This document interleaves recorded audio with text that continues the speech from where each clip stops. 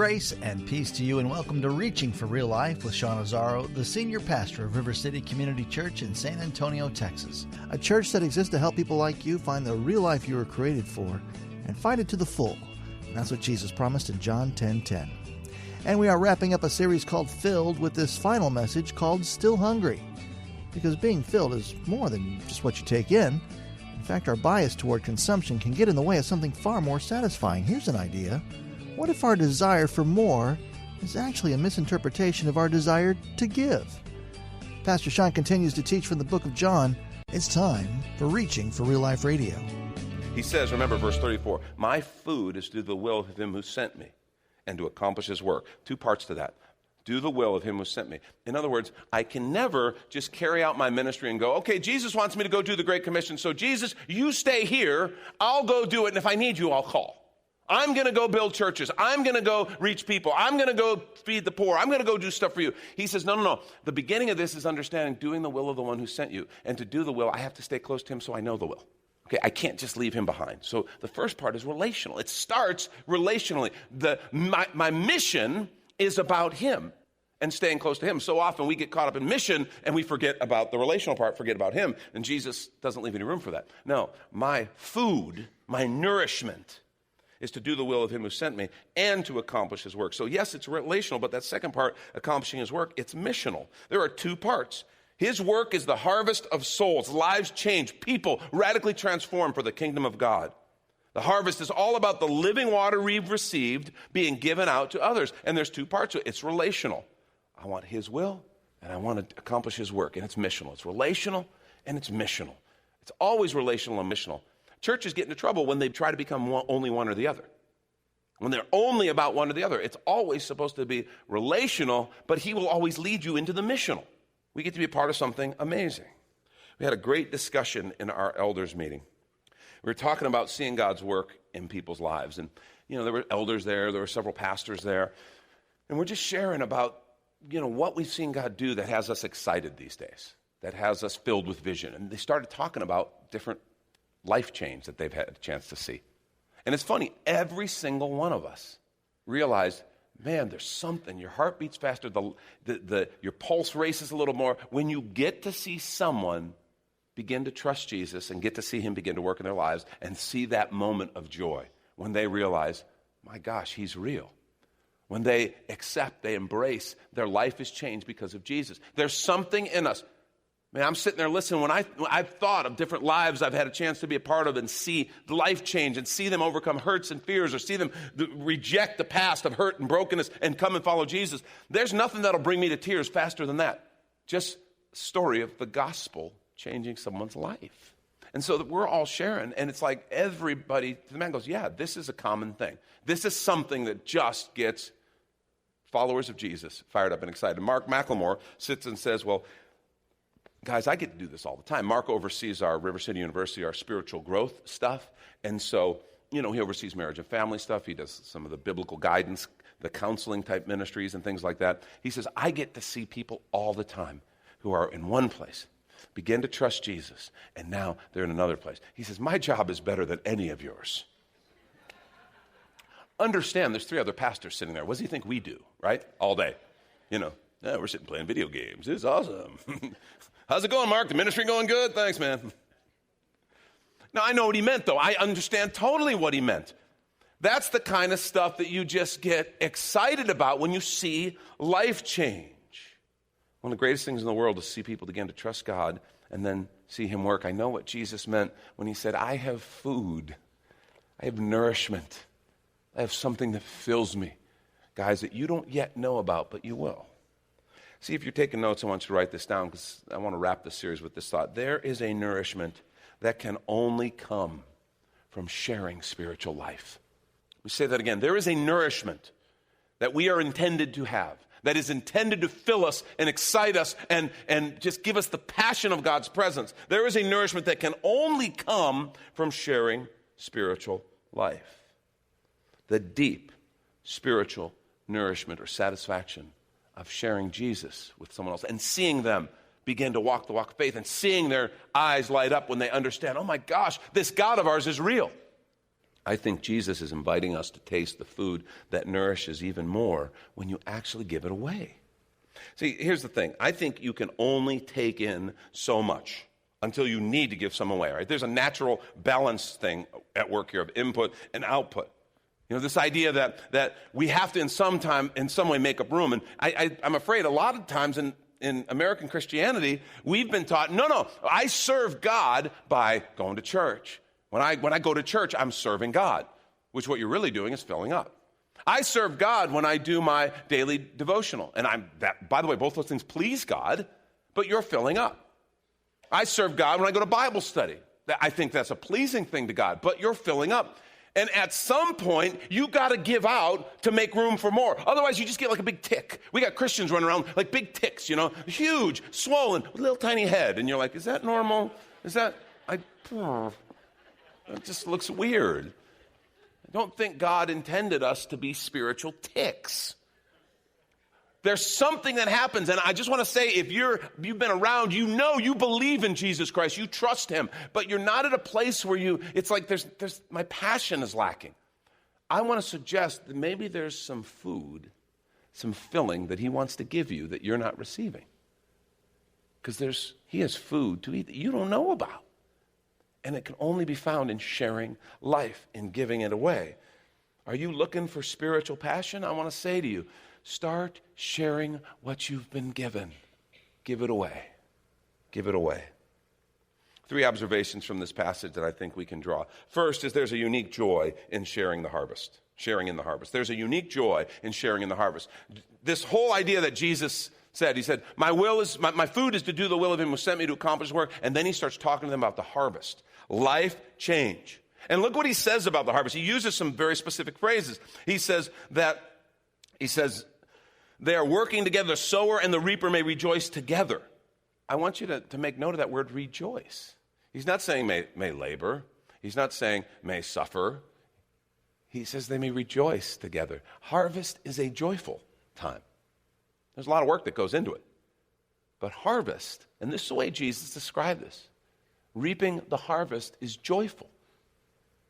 It's a joyful thing. He talks about the wages and fruit.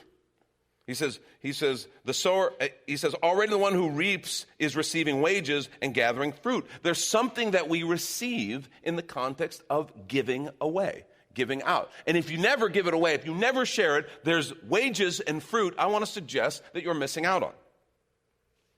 Jesus even talks about, I sent you to reap for that which you did not labor. Others have labored, and you've entered into their labor. Even this is an act of grace. You realize, if you get that privilege of just sharing life with someone, if someone is going through something, you go, well, you know, I'm part of a group of people that believes in prayer. And so you commit to pray for them, and they begin to kind of be interested, and they begin to ask questions, and they come to follow Christ. Do you realize you are reaping a harvest that others have sown into? God's been working in that person's life since they were born.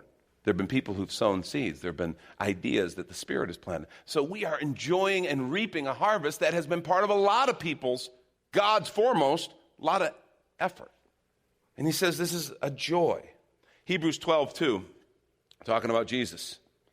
It says, look into Jesus. Remember the scripture said, fixing our eyes. Another translation says, fixing our eyes on Jesus, the founder and the perfecter of our faith, who for the joy set before him endured the cross. Then he's not saying, and who looked forward to the joy of the cross. Okay? Jesus was not a masochist. He's talking about the joy set before him. Do you know what that joy was? Our lives being saved. And let me help you with something, not just ours, everybody else's too. All those people who are far from God right now, who you go, wow, I'd hate to have to go through that without the Lord's presence. I'd hate to have to go through that without the brothers and sisters in the body. I'd hate to have to go through that alone like they are. Well, so would Jesus. He'd hate to see them have to do that. And it was the joy set before him. He endured the cross, despising its shame, and is seated at the right hand of the throne of God. Think about times when maybe you've got a chance to be a part of someone truly finding life in Christ. And if you've never had that experience, I just want to say to you, you are missing it. You need to get some of that. I had a friend who I knew for years, and we were kind of close to each other, and we bump into each other. And, you know, he just was watching my life from kind of his seat. Saw my kids, and, you know, and it's just like, wow, you guys just seem to have so much fun. There's something different about you guys. You know, he knew I was a pastor, but it was like Something different, something different. And so I would just talk and befriend. And when opportunity came, I'd share. And I wasn't preaching at the guy all the time. I wasn't dropping literature over the fence or anything like that, okay? That would have been weird. But I was available to him, and I was talking to him. And eventually the opportunity came for me to pray with him. And that was one of the coolest days of my life. And to see him, he's become a part of the fellowship. He and his family come, and just to see him grow. And does that mean he's perfect? Does that mean everything worked out? No. But to see his family get on the same page, to see him begin to have a direction that's following Jesus, that's one of the greatest joys in my life.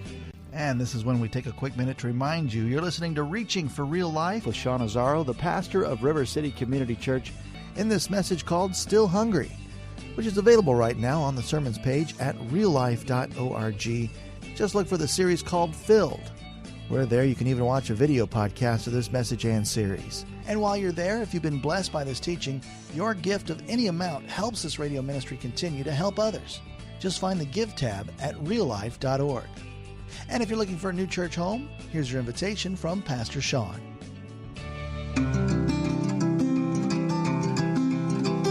Do you ever look at your life and feel like you were made for something more? Jesus made a very simple statement. The thief comes to steal, kill, and destroy, but I came to give you abundant life, real life. I talk to a lot of people, and many seem to feel like they're settling for a lot less. Hi, I'm Sean Azzaro, pastor of River City Community Church, and we are so convinced that we were made for something better, we call ourselves a church for real life. I'd like to invite you to join us for one of our weekend gatherings, which are an exciting and artistic blend of music, reflection, practical insights, all designed to explore the life that God meant for us. River City is located 1.5 miles outside of Loop 1604 on Lookout Road, across from Atama Park. Sunday service times are 9:30 and 11 a.m. River City is a church for real life, so our home on the web is reallife.org. To find out everything you need to know, visit us there at reallife.org. We look forward to seeing you at River City Community Church. And now the conclusion to the message, Still Hungry. This is Reaching for Real Life Radio. A young couple in our church, they gave me permission to share this. It was Easter 3 years ago, Easter in 2014. They got a mailer in the mail from River City, and they came. And you need to know, this guy is a tough guy. And when I say that, I mean, you look at him and you go, okay, I would not mess with this guy. Okay? He's tatted up, just, and he'd share his story. He had kind of a rough past. And there was something that they were looking for. They weren't believers, but they were looking for something. His words, I practically cried through half of that service. And you're looking at this guy, I thought you never cried. But he says, I practically cried through half that service. And both he and his wife gave their hearts to Jesus, became a part of a group, began to grow. And I just got to tell you, they're one of the couples that I look at, and just to see them maturing as parents, their life's not perfect. There's never a promise, and your life will be perfect. That's not a verse. If somebody tells you that's a verse, it's not a verse. But to see them mature and to see the steady joy through ups and downs, that is something that is an awesome, awesome gift. I talked to them right before service and just shared with them how many people are encouraged by their story. A guy named David Smodowski, part of our sportsman's group. If you know David, David is kind of a rough guy, construction guy. Through the ministry of a couple of brothers in this fellowship, they began to reach out to David, began to minister to David, and he became a follower of Christ. And the joy that guy shares, and again, not perfect, but filled with Jesus. Another guy that David brought to the Lord, Brian Scott. Brian is a guy, both of them struggled with drug addictions in their past, struggled with a life that was not something honoring God and was headed to a dead end. And both of them now honor and serve Jesus, and they help others who struggle with addiction, help them come and follow Jesus. I'm telling you, there's something about seeing that kind of thing, seeing people delivered from their addictions and their pain. Then, unless you think this is something that's only for people who are drug addicts or people who've had a really kind of what we call a rough past, I want to say to you, God saved me from my addiction, which was materialism, from my ambition of I gotta do more, have more. He can say, he can even save from that addiction. We all have a testimony. Well, I'm telling you, there's something amazingly joyful about seeing someone begin to have a testimony of personal experience with Jesus. Today, we get to celebrate baptism after second service. We're going to celebrate baptism right in here. A bunch of folks are going to be baptized. It's awesome. One of them is a third grade little girl. My wife works with the third grade small group of little girls and upstairs. And the little girl asked Lori to baptize her. And I just have to tell you, Lori is just like, Don't tell her I did that impersonation of her. She's very pretty, you know. But I'm just saying, she was just excited. It's like, oh my gosh, because you got to sow. And now, like Jesus said, with others who've sown in, you are now getting to reap that harvest in joy. There's food to eat that you do not know about. And it's found. It's a nourishment that can only come from sharing life together. So there's a deep, unique joy in sharing that. A second thing that I think is alluded to in this passage and I want us to kind of get to is our obsession with our physical needs is getting in the way. Okay, when you talk about this joy, you talk about this, our obsession with our physical needs is getting in the way. The woman couldn't get past her need for water. She's always thinking about the physical water, and that's what she's thinking about. The disciples couldn't look past the physical food, okay? They're looking, Jesus, would someone bring you a sandwich? They couldn't get past that. They were clueless. After Jesus fed the 5,000, a bunch of people were looking for him. And this is what it says, John 6, beginning at 25. When they found him on the other side of the sea, they said, Rabbi, when did you come here? Jesus answered them, listen, when you seek Jesus, you better be prepared for him to tell you the truth, because he does. He says, truly, truly, I say to you, you're seeking me not because you saw signs, but because you ate your fill of loaves. In other words, they want more food. Free lunch Jesus. And then listen to what he says, verse 27. He says, do not work for the food that perishes, but for the food that endures to eternal life, which the Son of Man will give you, for on him God the Father has set a seal. Let me just say to you, Jesus is not saying we shouldn't work and earn our wage, because the Bible tells us we should, eat the bread of our own labor. We should earn our bread with our own hands. That's the way it should be. He who doesn't work shouldn't eat. That's a biblical idea. He's not saying that. What he's saying is your whole life cannot be about just working to fill your stomach, to meet your needs, to pay the rent, whatever it is. That is a good and honorable thing to do, but he says if that's the whole purpose of your life, you are missing it. There is something more. He didn't come just to give us good jobs so we could eat well. He came to give us so much more. Listen to what he said. Skip down. They keep talking about bread. And then in verse 35, Jesus says to them, I am the bread of life. Whoever comes to me shall not hunger. Whoever believes in me shall never thirst. He's talking about the big things, the deeper things, the life direction things. But I said to you, you've seen me, and yet you do not believe. All the Father gives me will come to me. And all that the Father gives me will come to me. And whoever comes to me, I will never cast out. For I have come down from heaven, not to do my own will, but the will of him who sent me. And this is the will of him who sent me, that I should lose nothing of all that he's given me, but raise it up on the last day. For this is the will of my Father, that everyone who looks on the Son and believes in him should have eternal life. And I will raise him up on the last day. You see, that's the big picture. Jesus he's delighted that you are a follower of his. He's delighted that you've been redeemed. He says, but there are so many more people. That's the Father's plan. And our busyness with our own survival is one of the greatest barriers to sharing and being filled. I'm just telling you, that's the biggest thing. If I ask a lot of people why you don't take more time or why you don't feel like you have enough time, honestly, busyness is one of the biggest things. We cram our lives way too full. Have you thought about that? And I mean, it's all been set up perfectly for us. There's so many people who have access to us all the time. Social media, email. I mean, they have access to my phone all the time. They can call me. They can text me. They can, through the different social media sites. It's like insane.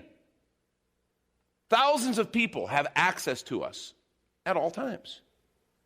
And so we overcommit, and we get to right here. And it's like, oh, that person, they desperately have a need, and I know I could help them. I just don't have time.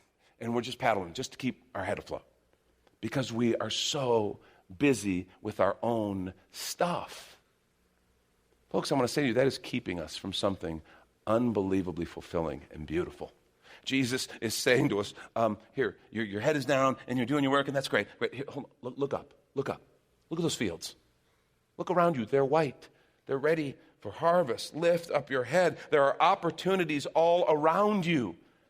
There are opportunities at work every single day to be a part of this and to begin to experience this rejoicing, this joy, this filling, this food that Jesus talks about.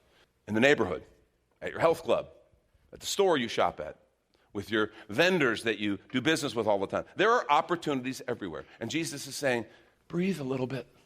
Lift your head up and look. Look around you. You have a chance to change the world. You have a chance to change people's lives for eternity. What's stopping you?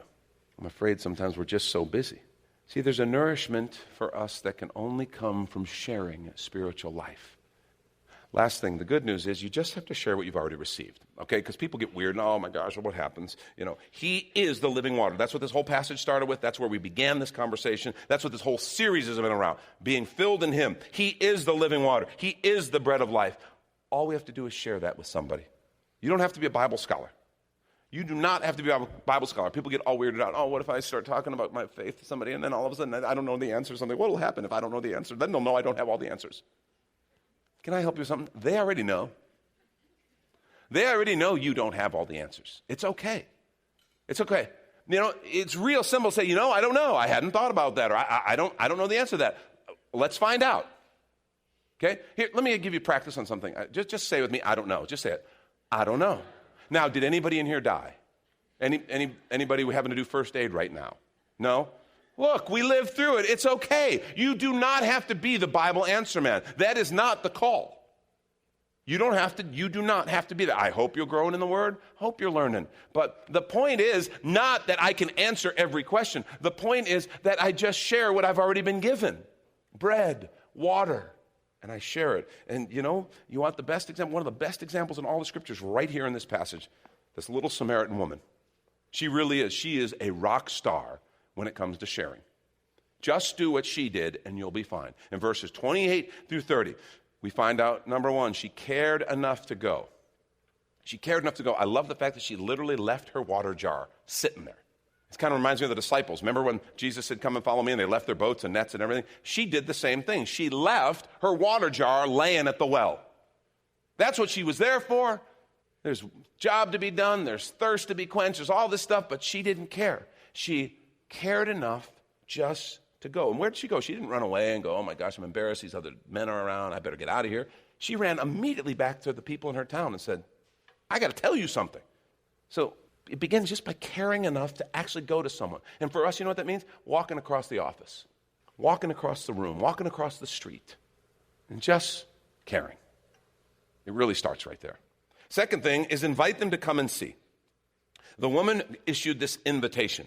She said, come and see a man who told me all that I ever did. Come and see. Invite them to come and see. Can you do that? You think you invite someone to come and see? Okay, time for another practice. Come and see on 3. 1, 2, 3. Come and see. You guys were very good. Your articulation was nice. I like that. Very good. You see, seriously, you have something this woman didn't have. She didn't have that opportunity to have a fellowship of people. Jesus said something unique. He said, where 2 or more are gathered in my name, I'm there. We have the opportunity to invite people into a community where they get to see it. They get to see what Jesus does. They get to feel it, experience it. You can tell them, but you get to invite them to come and see. Come and see Jesus. Come and see Jesus people. And for those who would never darken the doorstep of a church service, whatever, we have things like Super Bowl parties where you can invite someone to come and see. You can invite them to your community group. Come and see. You can have a community group activity and invite someone. Come and see. Just hang around Jesus people. And watch and see if some of Jesus doesn't rub off. The last thing she did was just share her story. She shared her story. Come and see a man who told me everything I did. I've told you this before, okay? I know I don't want to beat a dead horse, but your story is more effective than any sermon I'm ever going to preach. Because you are a living illustration. I can present truth, I can share stories, and that's significant, but when they know you, they've seen you. They know you're a regular person, they know you're not Superman, they know you're not perfect. But when you begin to say, you know what, I was struggling with this and I prayed about it, and let me tell you what God did, or boy, I felt the same way, or my family was going through that, and let me tell you what Jesus did. That is powerful. Your story is powerful. That's all the woman did. She cared enough to go. She was willing to say, come and see. And she told her story. And you're sitting there listening, you're going, can it be that simple? I'm here to tell you, yes, it can. Because it's not about you and I doing it. It is about the living water that he's placed in us. It is about Jesus. And you'd be amazed if you'll just say, I'm going to care enough to go. I'm going to share life with someone. You'd be amazed at how Jesus is going to transform lives. And what's exciting, and I think about Lori baptizing this little girl today. Do you realize she's a part of an entire life that's going to be different? Do you realize that little girl's family is going to be different because of her decision to follow Jesus. There's a different family legacy for her family that will happen because of her decision to follow Jesus. And we get to be a part of that. See, there's a nourishment that comes only from sharing spiritual life. My challenge for us is that we would be those people. That's Pastor Sean Azzaro. You've been listening to Reaching for Real Life Radio. And if you'd like to hear this full message called Still Hungry, or this whole series called Filled, it's available right now on demand at reallife.org. And while you're there, we'd love to hear from you. Send us an email that this program blessed you, or even better, your financial gift helps this radio ministry continue. Please find the Give tab at reallife.org. But of course, you're invited to visit and join us at River City Community Church, located on Lookout Road right next to the Real Life Amphitheater. If you'd like to call the church, the number is 210-490-5262. As Reaching for Real Life is a service of River City Community Church. We hope you join us again next time for more Real Life.